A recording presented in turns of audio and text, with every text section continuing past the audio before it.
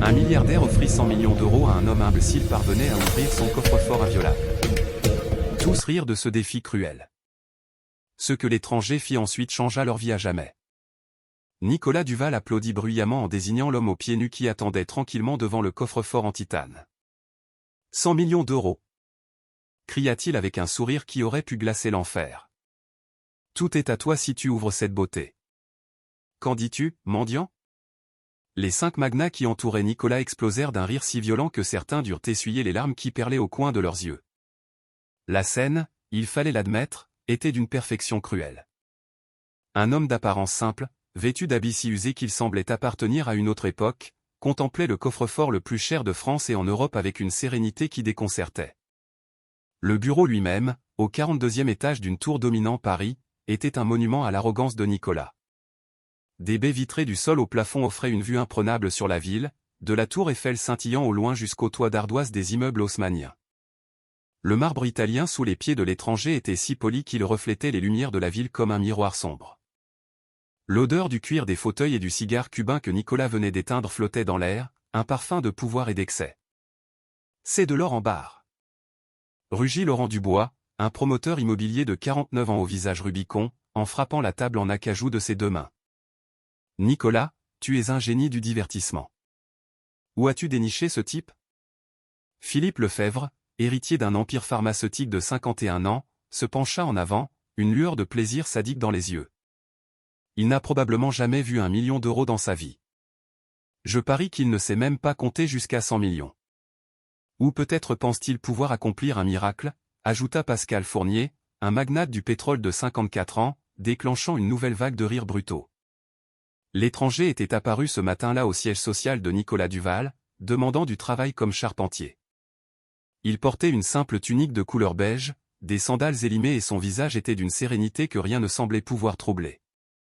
Ses mains portaient les callosités d'un travailleur manuel, des mains fortes et compétentes. Et ses yeux. Ses yeux possédaient une profondeur insondable qu'aucun des dirigeants, dans leur suffisance, n'avait remarqué.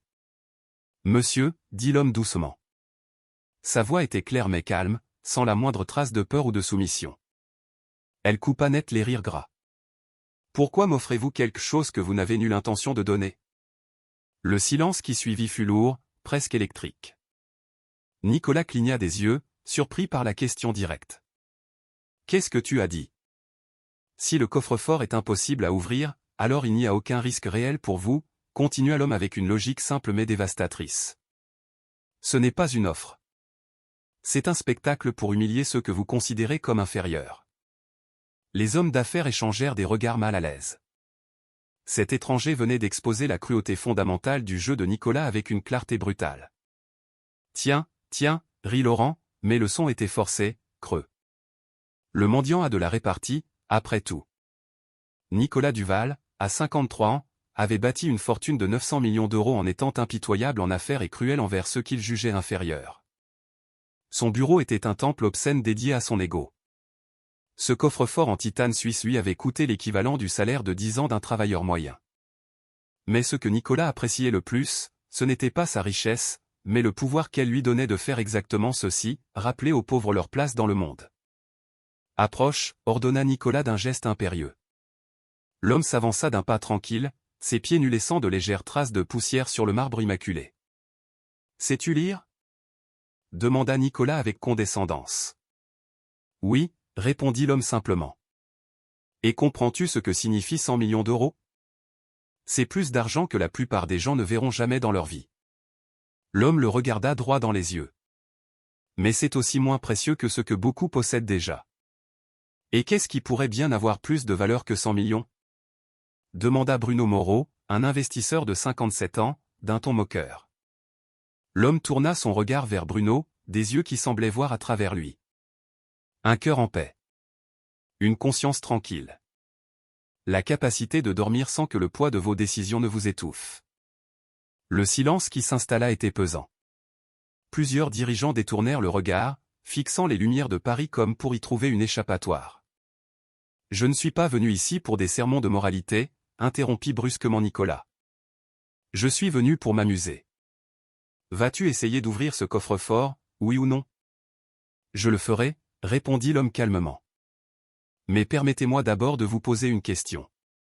Que gardez-vous dans ce coffre-fort que vous considérez comme vraiment précieux? Nicolas hésita. La question était plus profonde qu'il ne s'y attendait. Des documents importants. Des bijoux. De l'argent liquide pour les urgences. Des choses, observa doucement l'homme. Toutes des choses qui peuvent être remplacées. Rien que vous ne puissiez racheter. Et alors? Quel est le mal à ça? Exigea Philippe. Nous avons travaillé dur pour nos possessions. Nous méritons de les protéger. L'homme se tourna vers Philippe, une expression mêlant compassion et tristesse sur son visage. Avez-vous travaillé dur, ou avez-vous hérité de la fortune que votre père a bâtie en versant des salaires de misère à ceux qui, eux, travaillaient vraiment dur? L'accusation frappa comme un coup de marteau. Philippe devint écarlate, incapable de répondre car c'était la vérité. Mais revenons à notre défi, dit l'homme en s'approchant du coffre-fort. C'est un Swiss Titanium, n'est-ce pas? Le meilleur du marché, se vanta Nicolas, retrouvant sa contenance. Technologie militaire, scanner biométrique, code qui change toutes les heures. Absolument impossible à ouvrir sans la bonne combinaison. Et combien de temps vous a-t-il fallu pour la mémoriser? Demanda l'homme nonchalamment. Je ne la mémorise pas. J'utilise mes empreintes digitales et la reconnaissance faciale, répondit Nicolas avec arrogance. C'est plus sûr que n'importe quel code. L'homme hocha lentement la tête, comme s'il considérait quelque chose de profond. Donc, votre sécurité dépend entièrement de la technologie. Que se passerait-il si cette technologie tombait en panne? Elle ne tombe pas en panne, l'interrompit Pascal. C'est impossible. Système redondant, générateur de secours, tout. Rien de ce qui est fait de main d'homme n'est impossible à ouvrir, dit doucement l'homme, car tout ce que l'homme construit, l'homme peut le défaire. La vraie sécurité ne vient pas des murs de métal, mais du fait de ne rien posséder que les autres désirent voler. Philosophie de bas étage, se moqua Philippe. Dans le monde réel, il faut protéger ce qui est à soi. À soi, répéta l'homme. Dites-moi, Philippe, quand vous mourrez, que pourrez-vous emporter de tout cela avec vous? La question tomba sur la pièce comme une bombe. Il y avait quelque chose dans la façon dont l'homme parlait, comme s'il savait quelque chose qu'ils ignoraient, comme s'il avait vu l'autre côté de la mort. Assez de bavardage, dit Nicolas, sentant qu'il perdait le contrôle. Vas-tu ouvrir ce coffre-fort ou admettre que tu ne peux pas? L'homme posa sa main sur la surface froide du métal. Pendant un instant, tout le monde observa en silence. Puis, à la stupéfaction absolue de tous, il parla avec une autorité qui fit vibrer l'air même. Nicolas Duval, vous êtes né le 15 mars 1970. Votre mère est morte quand vous aviez 12 ans, et vous ne lui avez jamais pardonné de vous avoir abandonné, bien que ce soit un cancer qui l'ait emporté. Nicolas pâlit complètement. Son souffle se coupa. Comment? Votre première affaire a été de racheter l'immeuble où votre famille avait été expulsée quand vous étiez enfant, continua l'homme. Non pas parce que c'était un bon investissement, mais pour vous venger du propriétaire qui vous avait mis à la rue. Les 5 hommes d'affaires observaient maintenant dans un silence total, fascinés et terrifiés. Cet étranger connaissait des choses que personne ne devrait savoir. Qui êtes-vous? Murmura Nicolas, son arrogance complètement évaporée. Je suis un charpentier, répondit l'homme simplement. Je travaille de mes mains, comme j'ai travaillé avec mon père dans son atelier pendant de nombreuses années. Mais je suis aussi quelqu'un qui voit ce que les autres ne peuvent pas voir, qui connaît ce qui est caché dans le cœur des hommes. Il se tourna vers Laurent. Vous, Laurent Dubois, vous avez bâti votre empire immobilier en expulsant 400 familles d'immeubles que vous avez achetés pour rien après la crise économique. 2 de ces familles se sont retrouvées sans abri. Une mère et ses 3 enfants ont dormi dans les rues de Paris pendant tout un hiver. Laurent se leva brusquement, son visage un masque de choc. Ce sont des informations privées. Comment diable? Parce que j'ai vu cette mère pleurer, dit l'homme doucement. J'ai vu ses enfants avoir faim. J'ai vu l'un d'eux tomber malade d'une pneumonie parce qu'il n'avait pas d'abri. Il se tourna vers Pascal.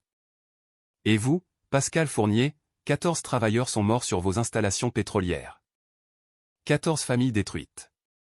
14 veuves en larmes, 14 fratries d'enfants se demandant pourquoi papa n'est jamais rentré à la maison. Pascal recula comme s'il avait été frappé. Les enquêtes ont déterminé que c'était des accidents. Des accidents qui auraient pu être évités si vous n'aviez pas réduit le budget de sécurité de 40% pour augmenter vos profits, l'interrompit l'homme avec une fermeté absolue. Mais qui diable êtes-vous? Cria Philippe, sa voix brisée par la peur. Êtes-vous un détective privé? Un journaliste? Que voulez-vous de nous? L'homme sourit, mais c'était un sourire empreint d'une tristesse infinie. Je suis quelqu'un qui marche parmi vous, observant, attendant, vous donnant chance après chance de changer. Je marche dans vos rues, je vois vos employés, je parle aux gens que vous ignorez. Je suis le mendiant au coin de la rue qui a faim pendant que vous gaspillez la nourriture. Je suis l'ouvrier que vous licenciez sans y penser. Je suis chaque personne que vous avez piétinée sur votre chemin vers le sommet. Nicolas sentit quelque chose qu'il n'avait pas ressenti depuis des décennies, une peur authentique. Il y avait dans cet homme quelque chose qui transcendait le naturel. Sa présence était plus grande que son apparence physique. Ses paroles résonnaient d'une vérité qui transperçait l'âme. C'est bon. Explosa Bruno. Vous connaissez des informations sur nous. Ça ne veut pas dire que vous pouvez ouvrir le coffre-fort.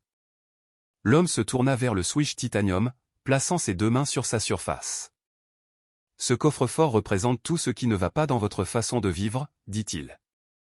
Vous avez dépensé des millions pour vous protéger de menaces imaginaires tout en ignorant les menaces réelles, votre propre cupidité, votre propre cruauté, votre propre déconnexion de l'humanité. Allez-vous l'ouvrir ou non? Le défia Nicolas, essayant de regagner un semblant de contrôle. L'homme ferma les yeux un instant, comme en prière silencieuse. Puis il parla d'une voix qui semblait emplir tout l'espace. Je n'ai pas besoin de code ni de scanner biométrique. Je n'ai pas besoin d'outils ni de technologie. Car la vraie force ne vient pas du savoir technique, elle vient de la compréhension que rien dans ce monde n'est vraiment fermé pour celui qui vient avec un cœur pur. Il posa sa paume contre le panneau numérique. Pendant un instant, rien ne se passa. Puis, à l'horreur absolue de toutes les personnes présentes, l'écran se mit à clignoter. Les chiffres changèrent de manière chaotique. Le système émit un son étrange et puis, avec un clic doux qui résonna comme un coup de tonnerre dans le silence absolu, la porte du coffre-fort s'ouvrit. Nicolas laissa échapper un cri étranglé. Laurent recula en titubant. Philippe s'effondra sur sa chaise, le visage complètement blême. Pascal et Bruno restèrent simplement figés, incapables de traiter l'impossible dont ils venaient d'être témoins. « Comment » murmura Nicolas. « C'est impossible. Il n'y a aucun moyen, aucune possibilité physique. » « Vous avez dit que c'était impossible, » répondit l'homme tranquillement. « Mais rien n'est impossible pour celui qui a une foi de la taille d'un grain de sénévé. » Il ouvrit complètement la porte du coffre-fort, révélant son contenu. Des piles d'euros, des documents, des bijoux dans des écrins de velours. L'homme prit une liasse de billets et la tendit à Nicolas. « Vous voyez ? C'est du papier. Juste du papier avec des chiffres imprimés dessus. Et pour ce papier, vous avez vendu votre âme. Pour ce papier, vous avez détruit des familles. Pour ce papier, vous avez oublié ce que signifie être humain. » Il laissa tomber l'argent sur le sol avec mépris. « Alors, monsieur Duval, voici vos 100 millions, mais je n'en veux pas. Car j'ai ouvert quelque chose de bien plus important que votre coffre-fort. J'ai ouvert la vérité sur qui vous êtes vraiment. » Il se tourna pour faire face aux 5 hommes, qui le regardaient maintenant avec un mélange de terreur et d'admiration. Chacun de vous est venu à cette réunion en pensant être un homme à succès, en pensant que votre richesse vous rendait supérieur, en pensant que votre pouvoir vous rendait important. Mais laissez-moi vous montrer ce que vous êtes réellement. L'homme leva les mains et, un instant, il sembla que la lumière même changeait dans la pièce. Ce n'était rien de surnaturel qu'ils puissent identifier précisément, mais tous ressentirent un changement fondamental dans l'air. « Nicolas Duval, » dit l'homme. « Vous avez 900 millions d'euros, mais vous êtes complètement seul. Votre femme a divorcé parce que vous n'étiez jamais présent. Vos enfants ne vous parlent plus parce que vous avez donné la priorité à votre travail. Vous mourrez chaque soir dans une demeure vide, entouré de choses, mais sans amour. » Nicolas sentit des larmes lui brûler les yeux. C'était vrai. Chaque mot était d'une vérité dévastatrice. « Laurent Dubois, » continua l'homme, « vous possédez des propriétés dans tout Paris, mais vous n'avez pas de foyer. car une maison n'est pas la même chose qu'un foyer. Un foyer est là où l'on est aimé, et vous avez sacrifié tout amour pour l'immobilier. Laurent s'effondra sur sa chaise, sanglotant ouvertement. Philippe Lefebvre, vous avez hérité d'une fortune et vous l'avez multipliée, mais qu'avez-vous construit de réel, qu'avez-vous créé qui ne soit pas juste plus d'argent? Votre vie est une équation vide où tout se réduit à des chiffres sur un compte en banque. Philippe se couvrit le visage de ses mains, son corps secoué de tremblements. Pascal Fournier, vous extrayez le pétrole de la terre, mais vous avez asséché votre propre humanité. 14 familles réclament justice, et leurs voix vous poursuivront jusqu'à votre dernier souffle. Pascal tomba à genoux, gémissant comme un animal blessé. Bruno Moreau, vous investissez dans tout, sauf dans ce qui compte. Vous avez calculé la valeur de chaque action, de chaque obligation, de chaque propriété, mais vous n'avez jamais calculé la valeur d'une vie humaine, d'un acte de bonté, d'un moment de compassion. Bruno pleurait simplement, toute son arrogance antérieure complètement anéantie. L'homme marcha jusqu'au centre de la pièce, ses yeux balayant chaque visage. Je ne suis pas venu pour vous condamner, je suis venu pour vous réveiller. Mais maintenant que vous êtes réveillé, qu'allez-vous faire? Allez-vous retourner à vos vies de cupidité et de cruauté, ou allez-vous changer? Allez-vous utiliser votre richesse pour bénir au lieu de maudire? Allez-vous élever au lieu de piétiner? Nicolas s'agenouilla devant l'homme, des larmes coulant sur son visage. S'il vous plaît, dites-moi quoi faire. Dites-moi comment changer. J'ai gâché toute ma vie à poursuivre des choses qui n'ont pas d'importance. L'homme posa sa main sur la tête de Nicolas, un geste d'une infinie douceur. Commencez par vendre ce dont vous n'avez pas besoin et donnez à ceux qui sont dans le besoin. Embauchez avec justice. Payez des salaires décents. Traitez chaque employé comme s'il était votre frère. Mais plus important encore, continua l'homme, sa voix emplie d'une autorité qui ne pouvait être ignorée, cessez de mesurer la valeur humaine en argent. L'agent d'entretien que vous ignorez a la même valeur devant le ciel que vous. Le mendiant dans la rue est votre égal en dignité. Il se redressa, regardant les 5 hommes maintenant brisés devant lui. Il y a 2000 ans, j'ai dit qu'il est plus facile pour un chameau de passer par le chat d'une aiguille que pour un riche d'entrer dans le royaume des cieux. Savez-vous pourquoi? Les hommes le regardèrent avec des yeux agrandis, commençant à comprendre l'impossible. Ce n'est pas parce que la richesse est mauvaise en soi, expliqua l'homme. C'est parce que la richesse vous aveugle. Elle vous fait croire que vous êtes des dieux, alors que vous n'êtes que des hommes. Elle vous fait oublier que tout ce que vous avez est emprunté, temporaire, que vous ne pouvez rien emporter quand votre temps est écoulé. Alors, qui êtes-vous? Murmura Nicolas, bien que dans son cœur, il connaissait déjà la réponse. L'homme sourit, et pour la première fois, son sourire était complètement radieux. Je suis le fils d'un charpentier. Je suis l'ami des pécheurs et des exclus. Je suis celui qui marche avec les pauvres, guérit les malades et donne de l'espoir aux désespérés. Je suis celui qui est mort pour vous, même en sachant que la plupart d'entre vous me rejetteraient. Je suis celui qui continue de donner des deuxièmes, troisièmes, infinies chances de changer. Je suis celui qui est à la porte et qui frappe, attendant que quelqu'un, n'importe qui, ouvre son cœur. La révélation tomba sur eux comme une pluie bienfaisante sur une terre aride. Laurent se mit à pleurer de manière incontrôlable. Philippe rampa vers lui à genoux.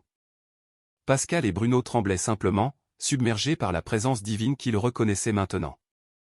Mais vous ne pouvez raconter cela à personne d'une manière qui semble crédible, dit l'homme doucement. Si vous essayez d'expliquer comment j'ai ouvert le coffre-fort, on vous prendra pour des fous. Si vous dites qui je suis, on se moquera de vous. Au lieu de cela, vous devez démontrer votre transformation par des actions. Vous devez devenir la preuve vivante que le changement est possible. Vous devez utiliser votre richesse non comme une arme, mais comme un outil de guérison. Il se tourna spécifiquement vers Nicolas. Créez un fonds pour vos employés. Non pas comme une charité condescendante, mais comme la reconnaissance qu'ils sont ceux qui ont réellement bâti votre fortune. Donnez à chaque travailleur une participation aux bénéfices. Mettez en place des salaires décents. Transformez votre entreprise d'un instrument d'exploitation en un modèle de justice. Nicolas hocha la tête frénétiquement, mémorisant chaque mot. Et pour les autres, continua l'homme, regardant chacun à son tour. Vous avez vos propres réparations à faire. Laurent, dédommagez les familles que vous avez expulsées. Pascal, créez le programme de sécurité le plus rigoureux de toute l'industrie et indemnisez les veuves de vos travailleurs. Philippe, nettoyez votre entreprise de toute forme de harcèlement et d'exploitation. Bruno, payez ce que vous devez en impôts et cessez de chercher des failles juridiques pour éviter votre responsabilité envers la société. Les 5 hommes écoutaient comme si leur vie en dépendait, car, d'une certaine manière, c'était le cas. Vous nous pardonnez ? Demanda Nicolas d'une voix brisée. Vous êtes déjà pardonné, répondit l'homme.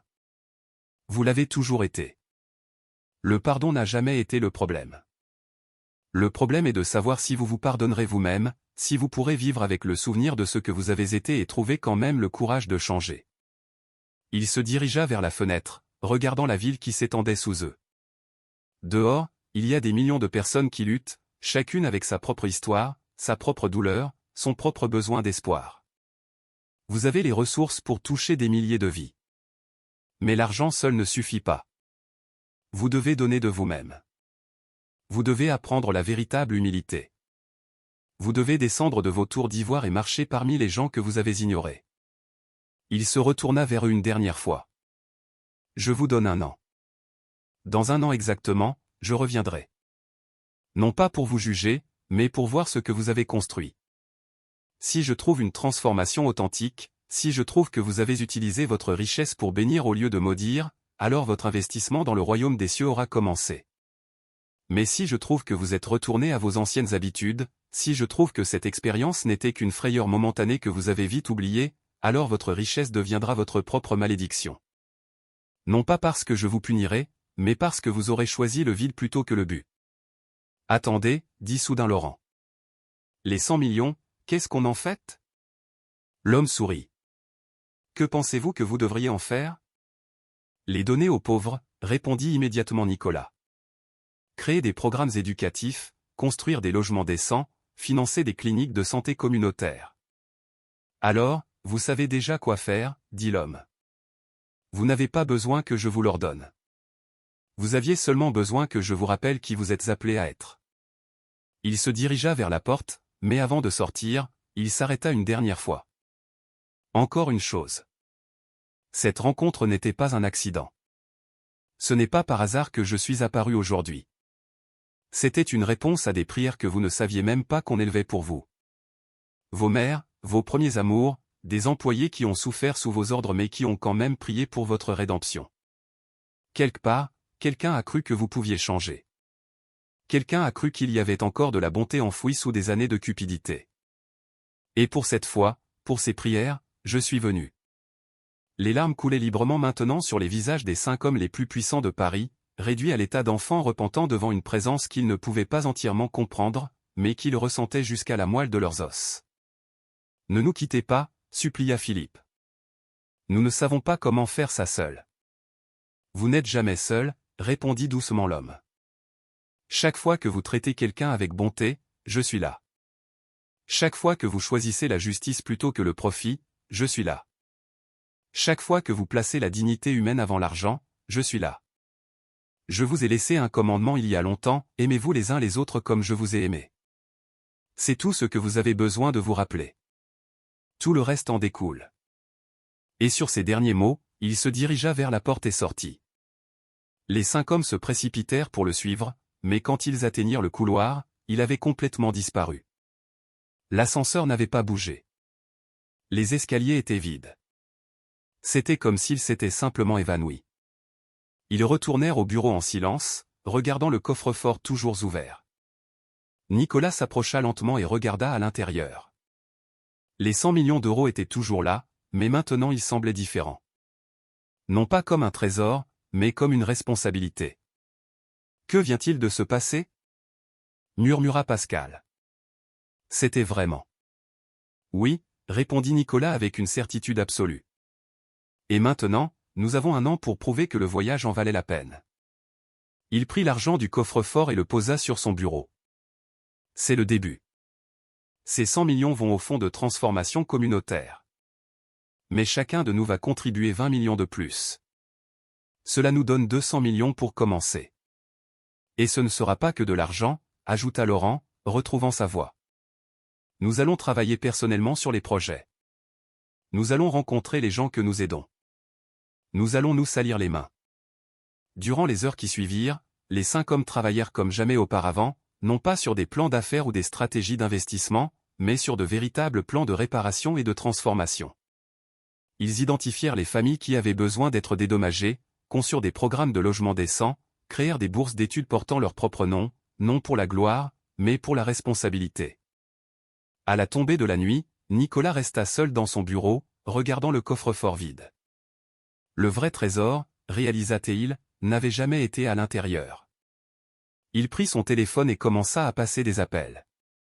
D'abord à son ex-femme, s'excusant pour des années de négligence, puis à ses enfants, qu'il n'avait pas appelés depuis des mois. Enfin, à chaque cadre supérieur de son entreprise, les convoquant à une réunion urgente pour le lendemain matin. Le lendemain, la salle de conférence était comble, non seulement de cadres, mais d'employés de tous les niveaux.